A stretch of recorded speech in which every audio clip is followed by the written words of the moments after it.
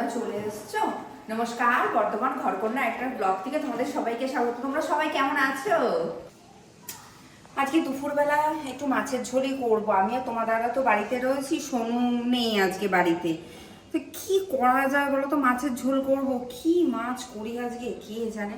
তো চলো আজকে পুঁটি মাছই রান্না করি। তো আজকের রেসিপিটার নাম হলো নতুন আলু দিয়ে ধনিয়া পুঁটি। তো আমার এখানে লাগছে নতুন আলু, আমি 3টে আলু 4 ফালা করে কেটে নিয়েছি।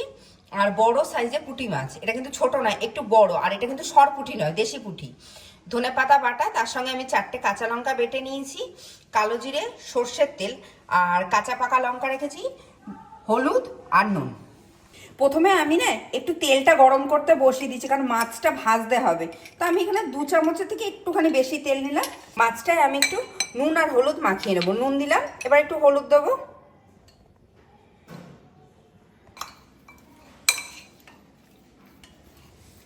তেলটা খুব ভালো করে গরম হয়ে গেছে, আমি পুঁটি মাছগুলো ভেজে নেবো একটা একটা করে।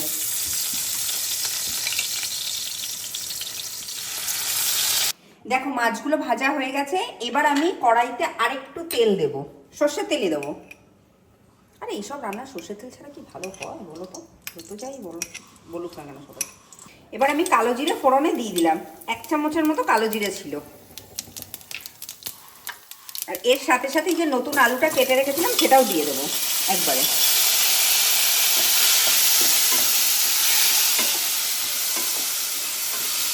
আমি অল্প একটু নুন আর হলুদ দিয়ে আলুটা ভেজে ফিরে আসছি। বাহ, আলুটা খুব সুন্দরভাবে ভাজা হয়ে গেছে, দেখো হালকা নরমও হয়ে গেছে, কিন্তু আবার লালও হয়নি। এবার বাকি মশলাগুলো দেবো। দেখো বাকি মশলা বলতে এই যে ধনে পাতা আর কাঁচা লঙ্কার যে বাটাটা রয়েছে সেটা আমি দিয়ে দিলাম, আর কিচ্ছু না।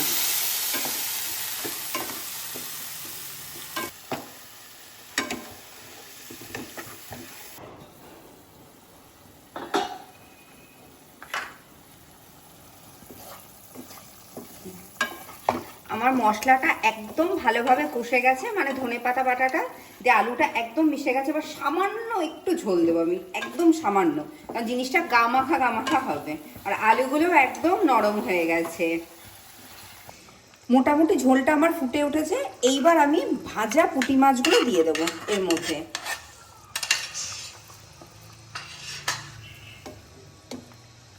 আর এই সময় গ্যাসের ফ্লেমটা একটু বাড়িয়ে দেবো। বাহ, আমার প্রত্যেকটা মাছ আলু ঝোল একদম রেডি।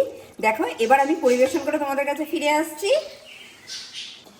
আজকে তো তোমরা রান্নাটা দেখলে, এটা মোটামুটি একটা পুরোনো ধরনেরই রান্না বলতে পারো। তো আমি তো দুপুরবেলা আজকে তোমার দাদার সাথে এই নতুন আলু দিয়ে ধনিয়া পুঁটিটা খাবো। তোমরা অতি অবশ্যই বাড়িতে ট্রাই করো, আশা করি তোমাদের ভীষণ ভালো লাগবে। আর আমার ভিডিওটা, আমার রান্নাটা তোমাদের যদি ভালো লেগে থাকে, তোমরা অতি অবশ্যই আমার চ্যানেলটা শেয়ার করো, সাবস্ক্রাইব করো, লাইক করো আর কমেন্ট করো।